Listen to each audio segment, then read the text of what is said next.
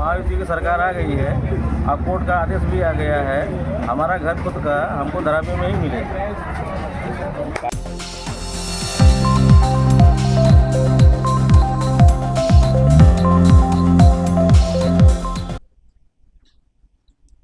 નમસ્કાર, હું છું વિક્રમ વકીલ અને આપ જોઈ રહ્યા છો હોટલાઇન ન્યૂઝ।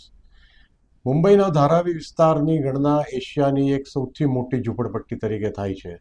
ઘણા વર્ષોથી ધારાવી રીડેવલપમેન્ટ પ્રોજેક્ટ બાબતે કેટલાક વિવાદ ઊભા થયા છે, પરંતુ ધારાવી રીડેવલપમેન્ટ પ્રોજેક્ટ એ માત્ર રાજ્ય સરકારનો ડ્રીમ પ્રોજેક્ટ નથી, પણ લાખો ધારાવાસીઓનો ડ્રીમ પ્રોજેક્ટ પણ છે।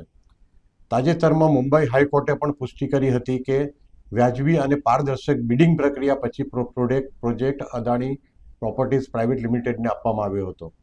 આ નિર્ણય અને રાજ્યમાં ભાજપ મહાયુતિની સરકાર આવવાથી ધારાવી રીડેવલપમેન્ટ પ્રોજેક્ટને ચોક્કસપણે વેગ મળશે।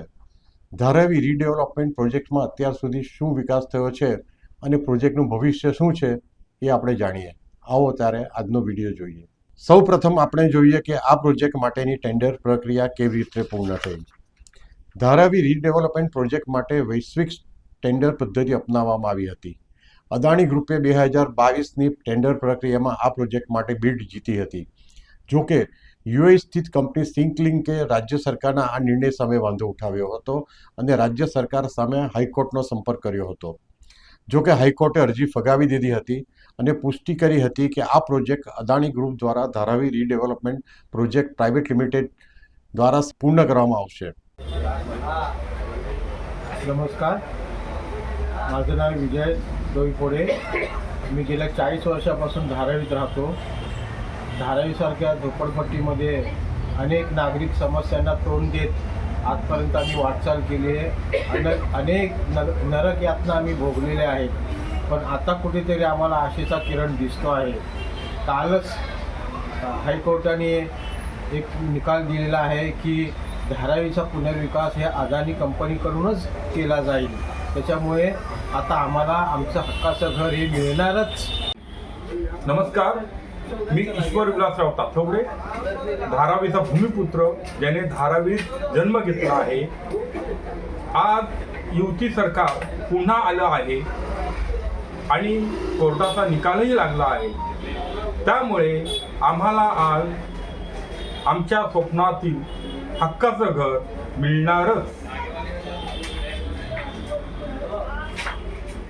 તેથી એવું પણ નક્કી કરવામાં આવ્યું છે કે ભાજપ મહાગઠબંધન સરકાર આ પ્રોજેક્ટને ઝડપથી અમલમાં મૂકશે અને ચાલી રહેલી પ્રક્રિયાઓમાં અવરોધ દૂર કરશે। બીજી તરફ Adani group mega complex project અમલમાં મૂકવાની ક્ષમતા ધરાવે છે અને તેણે ધારાવીમાં 30,000થી વધુ મકાનોનું સર્વેક્ષણ ખૂબ જ ઝડપથી પૂરું કર્યું છે। આ સર્વેક્ષણમાં અત્યાધુનિક ટેકનોલોજી ઉપયોગ DRPLની ટેકનિકથી તૈયાર કરીને પ્રકાશિત કરે છે। હવે જોઈએ કે 2022 માટે ફરીથી ટેન્ડર શા માટે કરવું પડ્યું। મૂળભૂત રીતે 2018ના ટેન્ડરને 2022ના ટેન્ડર સાથે સરખાવવું ખોટું છે। આનું કારણ એ છે કે 2018ના ટેન્ડરે 2022 સુધીના પ્રોજેક્ટની શરતો અને અવકાશમાં નોંધપાત્ર ફેરફારો કર્યા છે, જેમાં સ્પષ્ટપણે રેલવેની જમીનનો સમાવેશ પણ કરવામાં આવ્યો છે। 2018ના ટેન્ડરમાં માત્ર 2011 સુધી ગ્રાઉન્ડ ફ્લોરના માળખાકીય પુનર્વસન માટે પ્રદાન કરવામાં આવ્યું હતું। ઉપરાંત ઉપરના માળના આવાસોને અથવા જાન્યુઆરી 2011 પછી ધારાવી આવેલા લોકોનો કોઈ ઉલ્લેખ નથી। તેથી જૂના ટેન્ડરનું પુનર્મૂલ્યાંકન કરવું અને ટેન્ડરો રજૂ કરવાની પ્રક્રિયામાં ફેરફાર કરવો જરૂરી બન્યો, જેથી ધારાવીકરોના હિતમાં આ પ્રોજેક્ટમાં કોઈ પણ ધારાવીકર ઘરવિહોણો ન બને। આવા પ્રકારના વિડીયો તમને જોવા ગમતા હોય તો હોટલાઇન ન્યૂઝ ચેનલને લાઇક, શેર અને સબસ્ક્રાઇબ કરો।